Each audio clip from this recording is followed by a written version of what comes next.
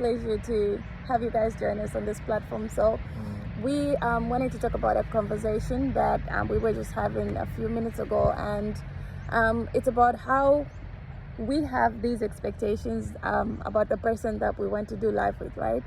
So there is this narrative that's there, and when we talk about a godly relationship especially, we want to use, let's say, David for example, right?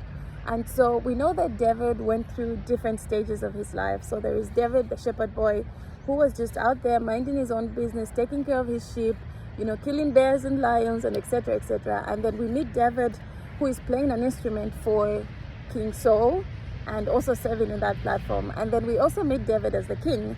And so it's very easy for us women to be like, look, I know that there is potential of marrying David, the shepherd boy, because he's eventually going to end up being David the king. Or like people give you advice, like when you meet a person, even if they're not exactly what you want, think of them as David the shepherd boy, and eventually they are going to transition into a different stage, and eventually as marriage goes on, you're going to have David the king in your house.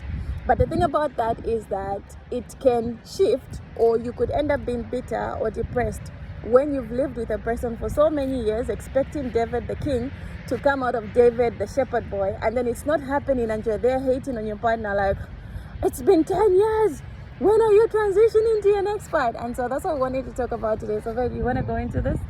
Oh, I should say something? Of course, duh. All right. Yeah, I guess what my wife is just trying to say is that we need to manage our expectations, right? Because obviously you do have to get to a point as a man or maybe as a woman where you are, a high position, you driving good cars, and your life is good. You are the king, at that particular moment. But sometimes when we get into that position of marrying, for instance, if we are going to be at the level or with a mindset that Ian is supposed to become king one day, so there is potential in him, I'm going to marry him for that.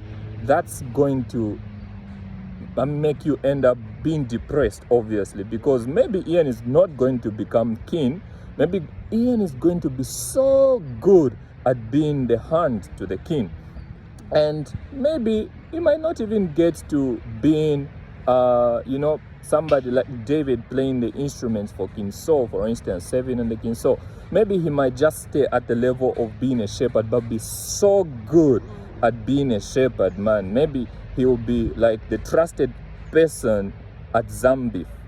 Okay, scratch that. But anyway, what we're trying to say is that please manage your expectations, and marrying somebody should not really be with the expectation that they are going to become good and great in such a manner. Of course, we do want somebody to be great, but maybe it is just so nice to marry someone for who they are. And when you marry someone at the position where they are and you like it and you love it, it will make you enjoy the time that you spend with them throughout all the entire phase of that marriage. Not wait for 20 years when he will become the ish of the city or the ish of the company. No. You can enjoy those particular moments. And we're not saying that you're not going to work at being the best or being better. No, you have to work at being better. But what we're trying to say is that enjoy the moments now when I am just a shepherd as I am right now. You can enjoy the moments in a marriage, and we can enjoy moments together as we grow. I mean, if I'm going to become king, then you being my wife means that we are all going to work towards me becoming king, you becoming queen, you becoming the best version of yourself. Right. And so we are marrying because we love each other, because we know that together we can do better. Yeah. And you see about that, we're not promoting laziness. See, we're not saying that because we love you as a shepherd boy, then you should just be like, the shepherd boy, just a shepherd boy. I could never, have ambition to be better. No, that's not what we're saying. Like, there is a thin line between that. We're saying that if you meet a person as a shepherd boy and he is, at that level where you're like, I'm okay with this, and if it becomes better than this, that's fine.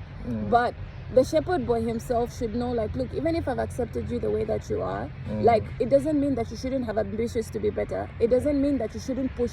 Be the best shepherd boy that you can be then, if you don't move away from being a shepherd boy. Yeah, that's so we don't want lazy partners, but we also don't want you to have an expectation of your partner eventually becoming the president, and then when he doesn't become the president, you end up hating your partner because in your head you knew that, okay, since he started working as a campaign manager, there's a high possibility that he might be the president. So just it's possible that it might never happen at all. Yeah. So yeah, that's it. I guess understand it. So guys, yeah, thank you so much for watching, and I hope maybe you had probably expectations for your partner to be great and you're maybe waiting for that. Why don't you just love them the way they are right now? You'll get there eventually, but please enjoy the moment right now. So whether you're David the shepherd boy, whether you're David minister besides King Saul, or whether you're King David himself, it's just be the best man that you can That's for right. your partner. All right, ladies. Right.